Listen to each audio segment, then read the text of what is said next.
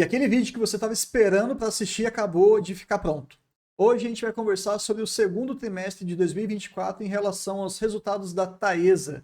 TAE 3, TAE 4, TAE 11. Daremos algumas novidades, falaremos sobre a nossa plataforma VDA, discutiremos um pouco sobre preço justo, mas sem dúvida nenhuma, o mais importante aqui vai ser a nossa interpretação em relação a esse resultado. Me acompanhe até o final que eu tenho certeza que você vai aprender pelo menos alguma coisa a mais. Vamos começar então?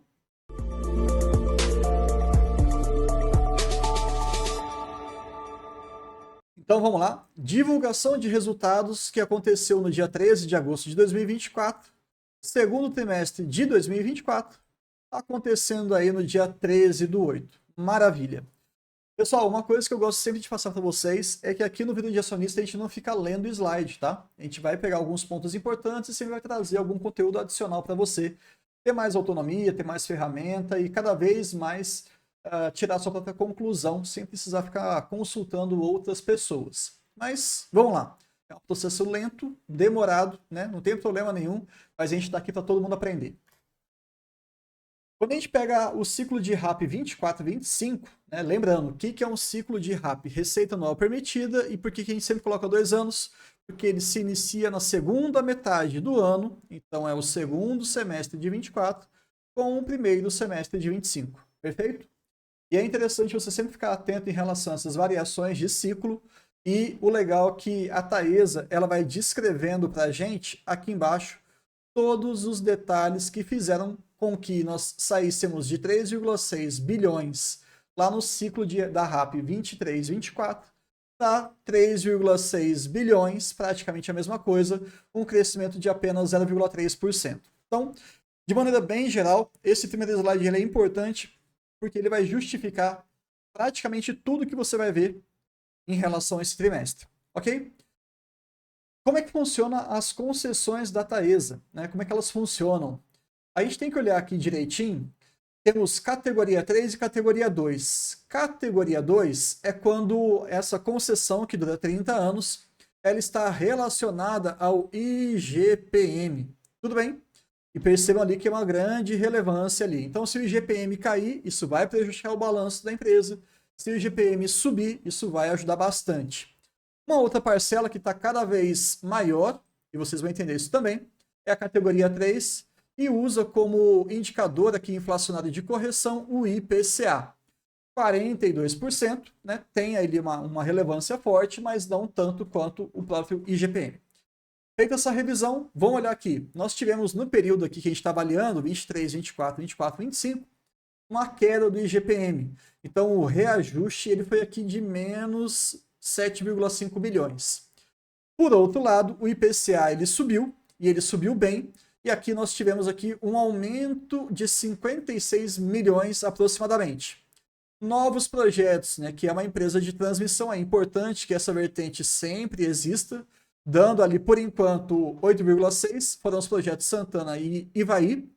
Porém, nós tivemos a revisão tarifária periódica, um assunto um pouquinho mais técnico, mais difícil de entender, mas de todo modo aqui trazendo o grande resultado é que teve um impacto negativo de 46 milhões, principalmente por conta dessa linha aqui, dessa concessão que é a Nova Trans, e ela pesou ali negativamente 37 milhões. Tranquilo. Então a gente já entendeu como é que está esse cenário. Eu gosto de olhar sempre um ciclo de RAP, a mudança, quando nós temos crescimentos muito fortes, mas nesse primeiro momento aqui não está tão interessante não. Qual que é a expectativa da empresa? Outros projetos vão entrar em operação. 4 projetos Greenfield e 7 reforços de grande porte. Lembra? O que é um projeto Greenfield? Eles ganham, participam de um leilão, ganham aquela concessão e constroem.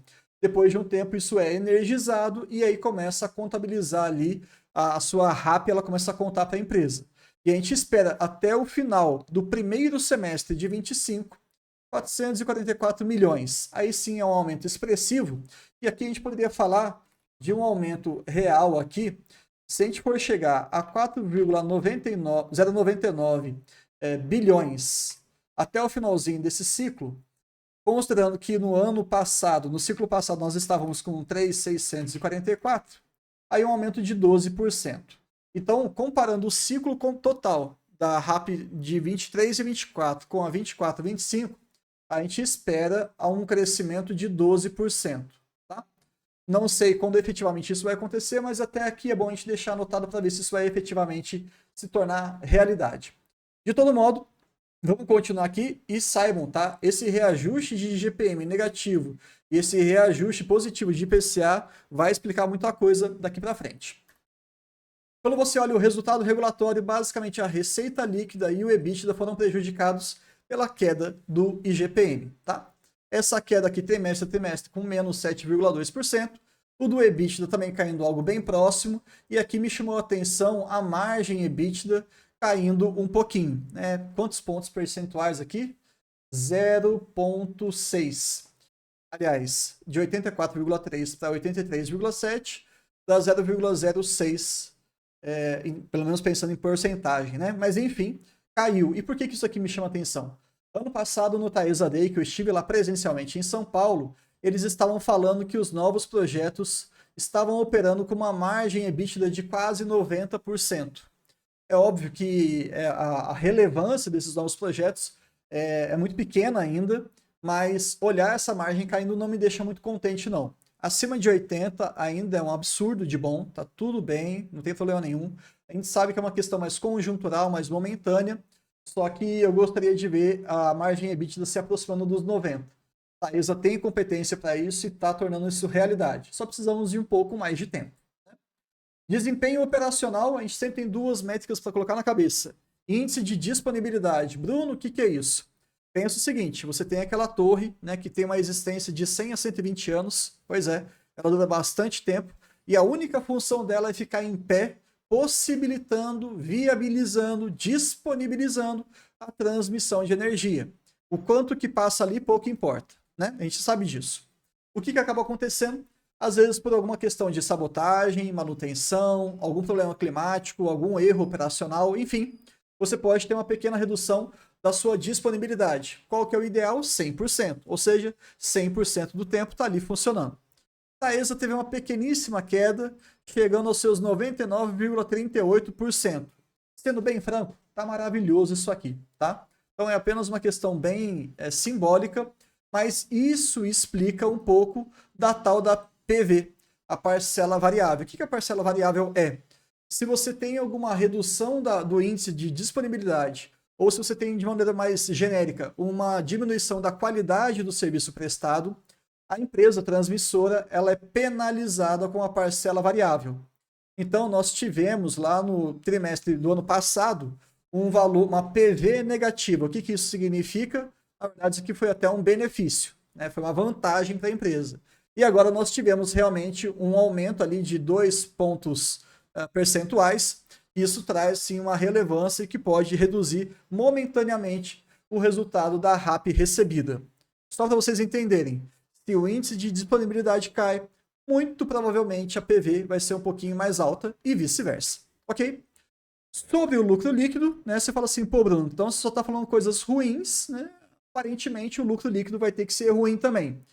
Mais ou menos, né? Não é assim que a banda toca por aqui, mas vamos destrinchar esse assunto para vocês perceberem. Então vamos extrair esse pequeno slide e fazer um novo aqui maior.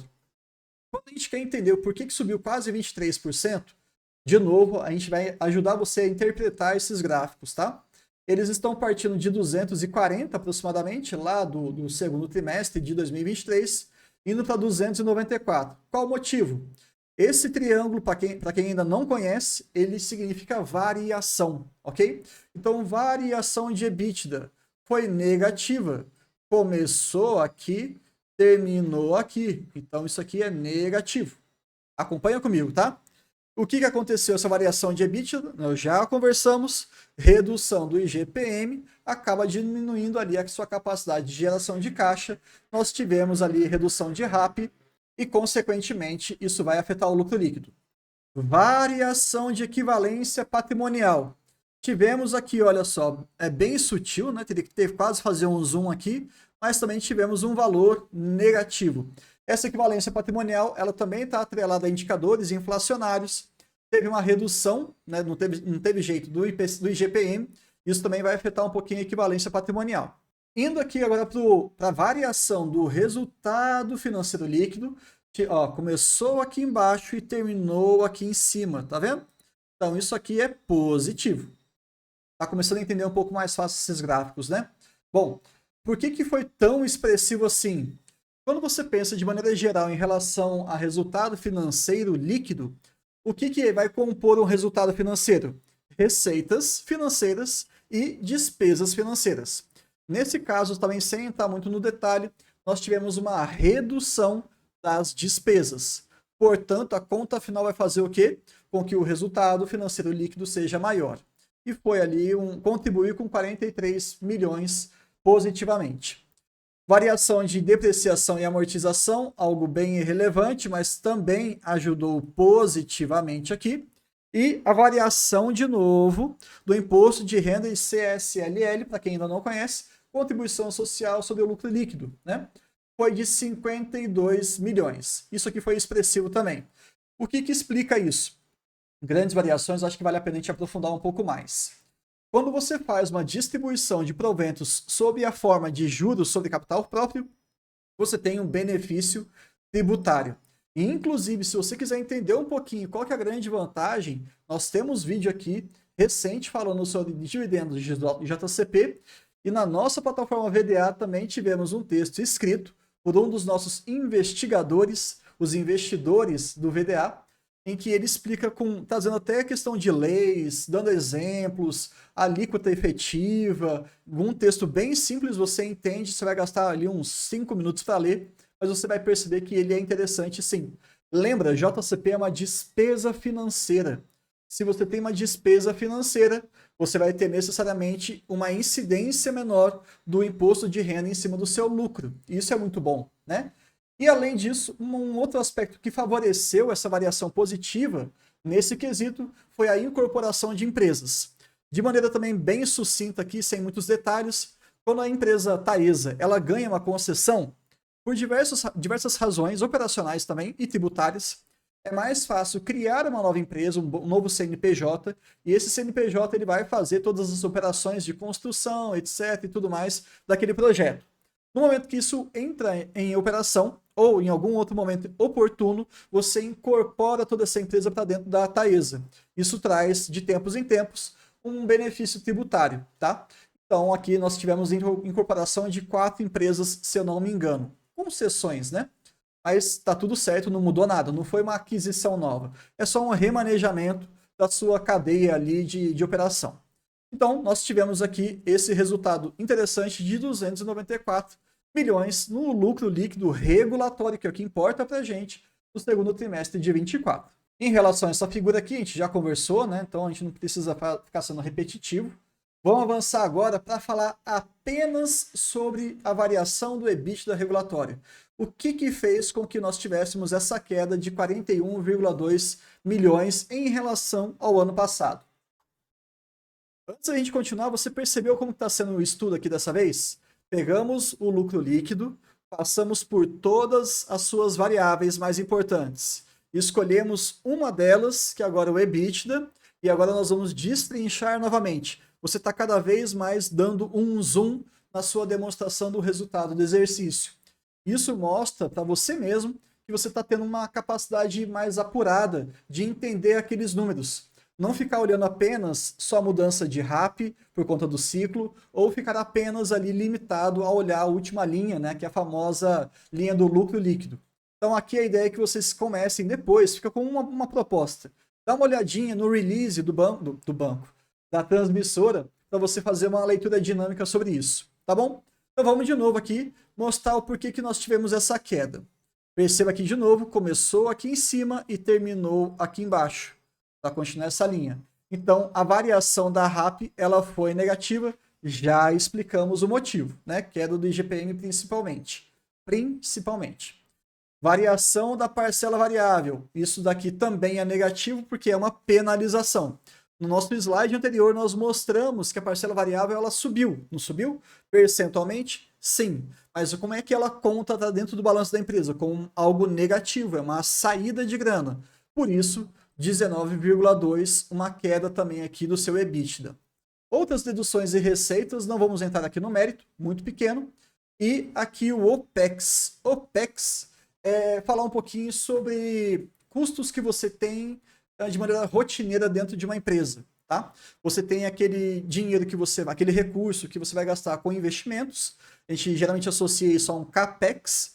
E quando a gente fala de OPEX, é de operação. É um custo que você tem relacionado ali com as coisas do dia a dia, não tem para onde fugir. Aí você fala, peraí, uma variação positiva de 3,6?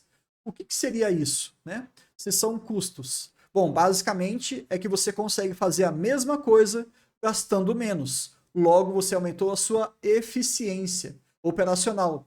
Teve uma melhora dos custos operacionais, porque a Taesa não deixou de fazer nada. Ela só começou a fazer de um jeito mais inteligente. Isso é interessante, pode vir através de uma reorganização interna de fluxo de trabalho, inserção de mais tecnologia e outras variáveis mais. Então, gostamos disso aí. Foi pequeno? Foi, mas eu quis só explorar um pouquinho mais aqui a terminologia. De todo modo, nós chegamos ali a 485,2 milhões desse EBITDA regulatório, justificando essa queda de quase 8%. Ok? E aqui eu queria dar os parabéns para a Taesa. Eu acho que nenhum dos executivos vai ver o nosso vídeo, mas tá tudo bem, não tem problema nenhum. É porque eles não ficaram maquiando muito o resultado. Eles mostraram como foi o lucro líquido regulatório, o EBITDA regulatório, e somente no finalzinho, de maneira complementar, eles mostraram o tal do EBITDA ajustado. O que seria o EBITDA ajustado? É uma forma bonita de você maquiar os resultados, mostrando alguma coisa que não teve nenhuma responsabilidade da empresa, ou foi algo extremamente pontual, enfim, coisas desse sentido. Geralmente a gente vê muita empresa focando mais no EBITDA ajustado e não fala muito do seu EBITDA real. Qual que é mais importante? Sendo bem sincero, na verdade você tem que saber os dois. Aquilo que efetivamente aconteceu e por que aconteceu. E aí sim começa a fazer sentido você olhar o regulatório que foi ajustado ou não. Tudo bem? Mas aqui, de maneira geral, o que eles trouxeram de maneira complementar? Se a gente tirasse esses eventos mais pontuais, que eles entendem que não vai ficar acontecendo tantas vezes, a margem EBITDA teria ficado estável, 83,9%. E do semestre, a margem EBITDA do semestre acumulado teria caído bem pouquinho. Então, gostei disso, dessa transparência. Acho que é importante essa comunicação deles. Todos os executivos da Taesa eu tenho o máximo de respeito e aqui eles ganharam um pouquinho mais comigo, pelo menos enquanto investidor. Projetos em construção. Pessoal, não vou ler nada disso. O que eu queria discutir com vocês aqui, sendo bem sincero, é vocês perceberem que projetos em construção é muito bacana, talvez no máximo, você olhar esse avanço aqui. E por que eu estou falando? Eu não quero saber cada uma das etapas que estão sendo feitas em cada um desses vários projetos. Eu só quero o seguinte da empresa. Ei, executivos, diretores, está tudo dentro do cronograma? Bruno, está tudo dentro. Então, maravilha. Ei, tem alguma coisa atrasada? Tem. Nós tivemos ali um atraso, e aqui, se a gente for bem injusto, vamos até apagar aqui para não atrapalhar muito a visualização. Atraso na emissão da licença ambiental. Da planta ali de Ananaí. Ok, isso pode acontecer, faz parte do negócio, não é que eles estão sendo ineficientes, isso acontece mesmo, mas sem impactos significativos no seu plano de negócios. Ok, investir em empresas é confiar nas pessoas? Se eles estão me falando que não teve nenhum impacto significativo, eu vou acreditar. O que começa a me prejudicar ou começa a me gerar um certo estresse quando eu estiver nesse tipo de slide? Atraso, suspensão, atraso, fornecimento, reestruturação dos custos. Aí sim, aí é ruim, tá? Então, tenha uma visão um pouco mais macro disso aqui, não precisa ficar muito específico, não. Saiba o gerasão, se tiver tudo certinho, perfeito. Aqui eles colocam os investimentos realizados pela Taesa nos últimos anos, né? 2023 realmente foi muito forte, na casa de 2 bilhões, e isso reforça para a gente aquele compromisso de se preocupar com a redução que nós teremos a partir de 2030, 2031. E sim, eles foram questionados, né, melhor dizendo, durante as perguntas e respostas da teleconferência. Não sei como é que vai ser ao longo de 2024, mas a gente espera, sim, até o final desse ciclo, pelo menos, da RAP 24-25, um volume interessante, até porque tem um acréscimo ali, né, de linhas, né, que estarão energizadas de mais de 400 milhões, e também, principalmente, a gente pode esperar para 25, 26, principalmente, um aumento de investimento, porque eles querem participar do próximo leilão que nós teremos agora. Então fica aí uma importante informação. Não sei como é que vai ser o apetite deles em relação às linhas, né, aos lotes que serão leiloados, mas eu espero sinceramente que eles consigam vencer. E já tem um tempinho já que eles não estão sendo tão ativos assim. E numa empresa de transmissão, eu até entendo ficar 1, 2 anos fora, isso é super normal. Mas ficar muito tempo, 3, 4, 5 anos, não é o caso de Taesa, tá? Para deixar bem claro. Também não é o caso de TRPL, de ISA-CETEP, mas tanto tempo assim começa a me incomodar. Vamos ver como é que vai ser e pode ter certeza. Se inscreve aqui no nosso canal que você vai ter uma revisão, um vídeo muito rápido e direcionado em relação a esse leilão que vai acontecer em breve. A gente vai explicar como é que funciona, os resultados e as nossas percepções. Tá bem? Avançando aqui, um tema que todo mundo gosta de falar e eu também gosto de enfatizar, né? Primeira coisa, pessoal, eu vi na internet, ali do segundo trimestre de 23 até o segundo tri de 24, um aumento sistemático da sua dívida líquida. Mas dívida líquida crescendo é ruim? Cuidado. Cuidado se você respondeu sim. Isso aí pode ser verdade. Quando você tem uma empresa muito grande, ela carrega uma dívida muito grande. Então isso é um problema? Não. Eu vou comparar a dívida líquida da Taesa com a TRPL. Mas elas têm o mesmo tamanho, embora elas sejam do mesmo setor? Entendeu? Eu vou comparar com uma outra empresa que atua em outro segmento. Não, daí já começou a perder totalmente a linha. Mas o que eu quero que vocês coloquem na cabeça? Não existe dívida ruim se ela for bem administrada. E quanto mais a empresa cresce, uma transmissora cresce, mais dívida líquida ela vai ter. Então a gente tem que entender se esse aumento aqui ele é apenas em função do aumento do tamanho da empresa ou se ela realmente está perdendo uma boa estrutura de capital. Se ela está realmente perdendo a mão, como nós vimos recentemente com a AS Brasil, em relação aos seus investimentos. São coisas distintas. Uma má gestão de projetos e uma boa gestão de saúde financeira, de balanço financeiro, podem levar a um aumento da sua dívida líquida. Mas você tem que saber diferenciar isso. É simples? Não, não é. Tá? Não é fácil. Mas tudo bem. E o porquê que eu estou falando que não tem problema a dívida líquida aqui aumentar? Vamos supor que essa dívida líquida, eu estou te falando, estou aqui fazendo um exercício completamente abstrato. Se eu te falo que daqui 5 anos, não, melhor, mais, daqui 10 anos, a dívida líquida da Taesa vai ser de 22 bilhões de reais. Você vai ficar preocupado? A sua pergunta, né, a sua resposta, ela tem que ser a seguinte: Bruno, qual que vai ser o EBITDA da empresa daqui a 10 anos? Vai dobrar também? Aí eu te respondo: vai. Talvez até mais do que dobre. Então eu estou tranquilo. Mas por quê?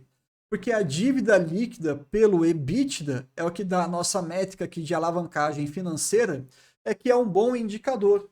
Então, se eu lá no futuro dobrei a minha dívida líquida e dobrei o meu EBITDA, a minha alavancagem ela vai ser rigorosamente, matematicamente a mesma. E tá tudo bem. Entendeu? Então para com essa ideia de só ficar olhando o número bruto ou ficar vendo notícia de internet aí achando que tá tudo certo. Tem muita coisa boa, de fato. Mas não vai nesses papos furados, não. Tem um pouco mais de critério, tá? Bruno, mas você tá confortável com essa dívida líquida, essa alavancagem, melhor dizendo, na casa de 4 vezes? Não, não estou. Claro que não, tá? De jeito nenhum. Mas, infelizmente, é algo que eu entendo que é um ciclo. E você quer ver como que eu acabei de falar com vocês, a parte matemática ela faz sentido? Olha só, eu vou até apagar aqui, porque eu acabei de ver e eu nem tinha visto, hein? Vamos improvisar aqui. Esqueça essa linha aqui de cima, tudo bem? Se a gente acreditar que somente o aumento da dívida líquida é uma coisa ruim, saiu de 10 bi e 200 e foi para 10 bi e 400. Isso é ruim? Não sei. Depois para o outro TRI foi para 10 bi e 600. Isso é ruim? Não sei. Olha que loucura.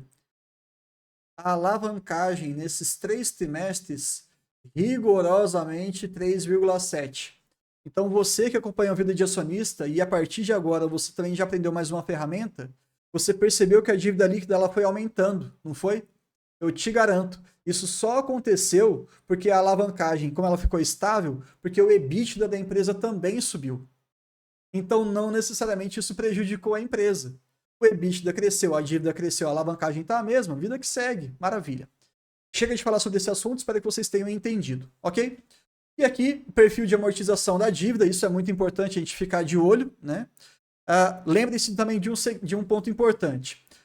Bruno, 2026 tem ali mais de 2 bi para serem pagos, é muita coisa. Dívida se paga? Não, dívida se rola, tá? Muito provavelmente vai chegar aqui para 2025 aproximadamente, eles podem chegar se o nosso país tiver uma condição favorável, tá? E tudo vai depender do contexto e tudo mais, e a empresa também tiver ali uma competência em buscar uma nova emissão de dívida, o que ela faz? Ela rola esse negócio, pega esses 2 bi e joga para os outros anos seguintes. E aí alivia parte que tem que ser pago. Ou às vezes ela pode até quitar e pagar e tá tudo certo. Tendo caixa, né? Hoje ela tá com 1,5, por exemplo, ela conseguiria pagar tudo de 2024 e um pouquinho aqui de 2025. Mas entendo que esse cronograma aqui de amortização, ele é muito dinâmico, não se prendam a isso. É claro, eu vou ser muito sincero. Eu, como investidor, quando eu vejo um ano de amortização muito elevado e vai se aproximando muito do prazo, e a empresa não rola essa dívida, eu confesso que eu começo a ficar um pouco cabreiro, eu fico preocupado. Mas até agora, das minhas investidas, pelo menos, lembrando que Taesa era uma empresa que eu tinha na minha carteira, isso nunca aconteceu, nunca foi um gargalo para efetivamente deixar de pagar os dividendos. Vamos agora fazer um assunto extra, praticamente, que eles trouxeram, e mais uma vez o meu elogio para a empresa, que é a explicação em relação ao cálculo dos proventos desse ano. Algo que todo mundo aqui tem que saber fazer. Olha o racional por trás do anúncio que eles fizeram, tá? Pegando ali no nosso semestre. Quanto que eles lucraram pelo lucro líquido regulatório? Nós sabemos que é a nova contabilidade que eles estão usando. Então, 6 meses, o total aqui de lucro foi de 483. Tivemos um ajuste ali do período e tudo mais. Chegamos então a 490 milhões. Perfeito, ótimo. Lembra que eles falaram que o payout para 2024 vai ser de 25%? Então, eles fizeram uma retenção aqui de 25%. Começou aqui, terminou aqui, por isso é queda. Nunca mais vocês vão ter dúvida nesse tipo de gráfico, né? Então, maravilha. Então, nós ficamos com 75% do lucro líquido ajustado, e esse é o valor que vai ser distribuído. Opa, peraí. Isso aí é o total. Mas quanto que já foi distribuído em relação ao primeiro trimestre? 144. Então, 368 menos 144 dá 223. Então, esse é o valor referente ao segundo trimestre de 2024. Um ponto aqui que eu não gostei muito que eles fizeram, então a gente tem que ser muito transparente, né? Ponto positivo a gente elogia, ponto negativo a gente critica, e é isso mesmo. Assim que a vida funciona, pelo amor de Deus, não seja torcedor de empresa, né? O que significa isso aqui, ó? YTD, Year to Date. Então eles vão pegar tudo que já foi distribuído, desde o dia 1º de janeiro até o dia atual dessa teleconferência, que foi o dia 13/8, certo? Agora a pergunta que eu tenho para te fazer é o seguinte: faz sentido 986 milhões distribuídos se nós tivemos ali um lucro líquido ajustado nos primeiros 6 meses de 368? Não, né? Então por quê? Porque parte desse valor aqui tem relação com o finalzinho do ano passado. E aí fica um pouco tendencioso esse valor de 2,86, porque aqui eles estão misturando regime caixa e regime competência. Se você quiser entender exatamente o que é isso aqui, por favor, deixa aqui nos comentários que a gente pode fazer um vídeo apenas trazendo esse tipo de assunto. Se você não sabe por que está dando essa diferença, ou melhor dizendo, esse valor exorbitante de 2,86, é porque você com certeza está com dúvidas em relação a regime caixa e regime competência. deixarei esse vídeo como provocação se a gente tiver aqui pelo menos alguns comentários para que a gente possa fazer o conteúdo complementar. Na verdade, vou até fazer algo mais. Farei esse vídeo apenas para as pessoas que são da nossa comunidade fechada do Vida de Acionista. E caso vocês deixem aqui no comentário do vídeo aberto, a gente deixa depois ele também posteriormente publicado para todo mundo. Tudo bem? Mas entendam, isso aqui está maquiado, tá? Tem maquiagem aqui, você tem que saber um pouquinho mais de cálculo, um pouquinho mais de leitura de finanças para conseguir entender isso aí. E um outro ponto que me chamou a atenção foi a data. 27 de novembro. Já tinha sido anunciado por eles que eles iriam continuar fazendo seus anúncios, e eu entendo que talvez seja trimestral, como está sendo feito, mas o pagamento vai ser só no dia 27 de novembro. Um outro ponto que eu não li, eu até preciso confirmar isso aí, a princípio não vai ter correção monetária. Acho ruim, tá? Eu esperaria isso, porque são bons meses até chegar a novembro. O Brasil é um país dos juros elevados. Custa nada, ao invés de eles pagarem apenas 65 centavos por unit, né, tá aí 11, colocar isso para render numa renda fixa qualquer e depois dar o nosso valor ajustado. Enfim, vamos ver como é que vai ser. E agora o grande finale, em que a gente vai dar uma pequena palhinha do que é a nossa plataforma VDA. Para quem chegou aqui até o final, vai ter o prazer de poder olhar essa tela e a gente vai explicar cada um desses ambientes. Tudo bem? Símbolo da empresa, código de negociação, cotação do momento em que eu fiz a visita lá no site. Detalhes. Quando eu fiz a atualização desse pequeno campo aqui para vocês. O nome na CVM, caso você queira pesquisar lá no site da própria CVM. Transmissora Aliança de Energia Elétrica SA. Transmissora Aliança Energia Elétrica SA. Agora você acabou de aprender de onde que vem o nome Taesa, tá? Na verdade é Transmissora Aliança. Base acionária, a gente colocou aqui ON e PN para vocês. Lembrando que Unit não é ação, é um pacote de ações. E a composição em Unit, para você que não quer ficar guardando essas informações de cabeça, fica tranquilo. Aqui no VDA você vai ter tudo isso aí mastigado. Uma TAE11 é composta por uma ação ordinária e duas preferenciais. Quando você clica aqui no símbolozinho de I, de informação, abre esse texto para você. Mas antes disso, o que é PPA? Provento por ação. Bruno, mas o mercado usa DPA. Tudo bem, mas está errado. Tão simples quanto isso. Você tem, às vezes, distribuição em JCP e em dividendo. Então, por que você chama de DPA, de dividendo por ação? Para quem não está acostumado, esquece que JCP tem 15% de retenção de imposto de renda. Isso faz diferença no seu cálculo do preço justo final. Então, a gente sempre vai deixar aqui PPA e PPA líquido. Porque se tiver JCP, a gente vai colocar ali para você já líquido, porque é o que interessa. Não é o que é anunciado, mas o que efetivamente cai no nosso bolso. É isso que a gente está querendo, não é uma construção de uma renda passiva, é a renda passiva efetiva, não a teórica. Como é que vem o preço justo? O preço justo é você pegando esse PPA e dividindo por 8%. Então, 2,39 dividido por 8% dá 29,88. Pô, Bruno, tá um pouco exigente, né? Tá, tô. Ah, mas por que 8%? Por enquanto, esse valor ele vai ser fixo. Mas, eventualmente, em uma versão futura da nossa plataforma, que já está sendo trabalhada, por incrível que pareça, nós deixaremos com algumas customizações para cada investidor. Calma que vem novidade interessante. De toda forma, se a gente pega o PPA e divide pela cotação atual, você chega no Dividend Yield atual. E aí está 6,71. Para algumas pessoas isso é suficiente. Se para você é, então talvez esteja interessante para comprar. Se você é um pouco mais exigente, já sabe o recado, né? Aí vem aqui um grande racional que eu nunca vi em nenhuma plataforma, e eu vou ser bem sincero, eu me orgulho de estar fazendo isso aqui, tá? O consenso para 2024 é um LPA, lucro por ação, de 3,55. Isso é um consenso que nós temos, não é nosso. Nós compartilhamos desse consenso.